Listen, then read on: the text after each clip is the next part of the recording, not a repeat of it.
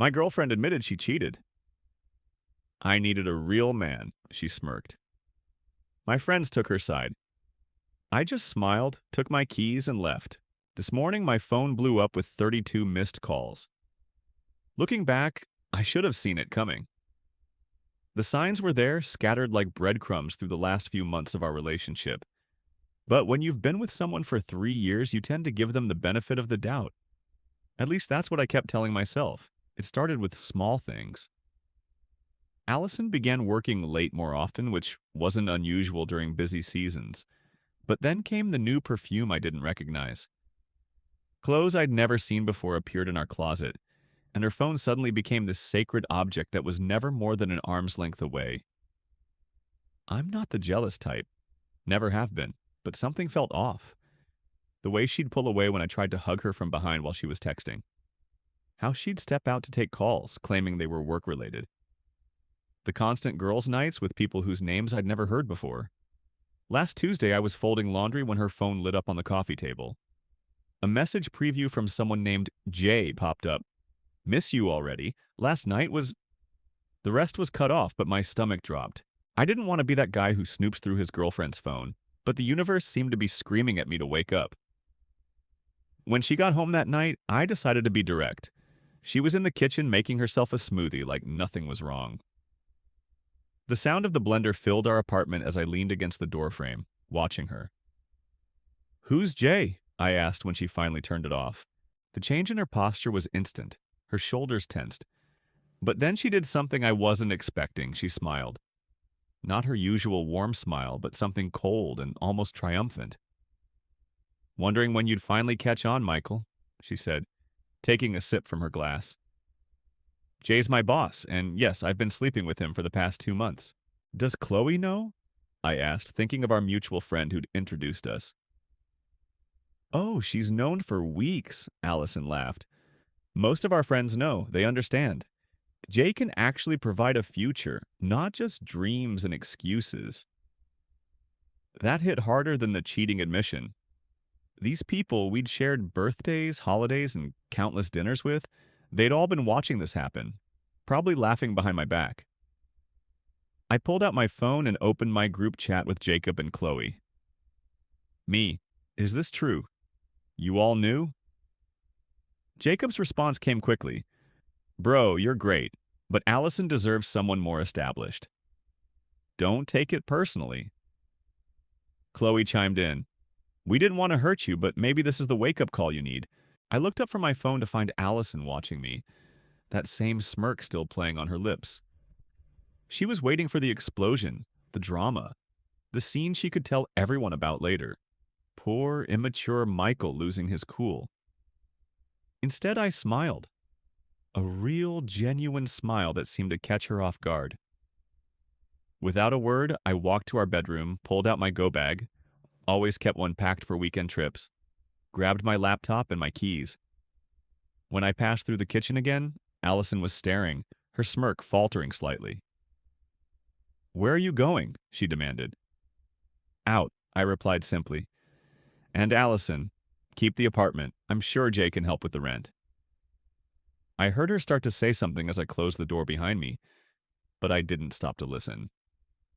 My phone was already buzzing with messages, probably from our so-called friends trying to explain themselves.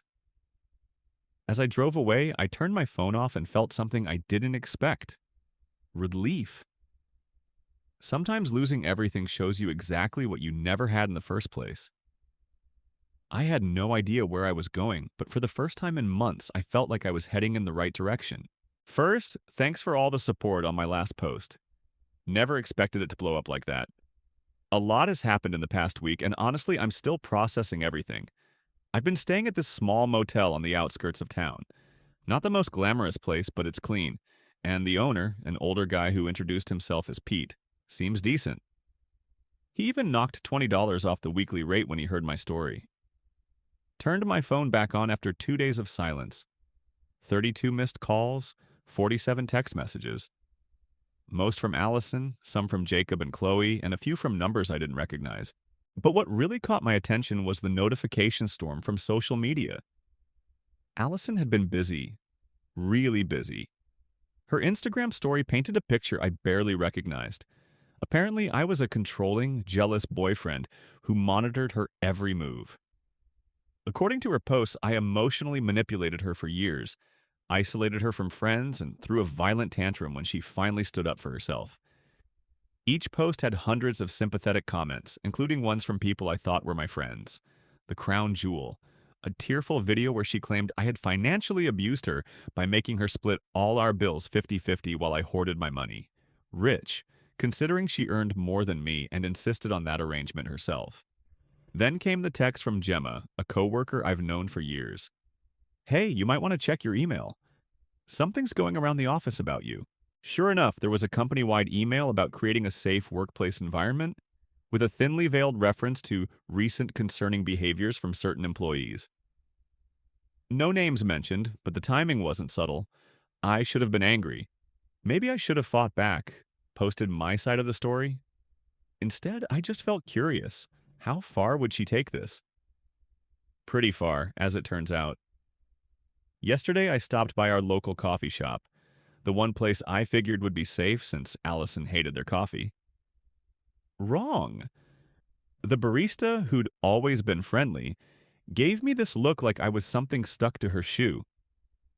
Later, I found out Allison had become a regular there, sharing her survival story with anyone who'd listen. But here's where it gets interesting. While picking up some clothes from storage, I ran into Juliana, Allison's supposed best friend. She looked nervous, glancing around like she was afraid of being seen talking to me. "You need to be careful," she whispered. "Jay isn't just her boss, his wife. She's connected, like really connected.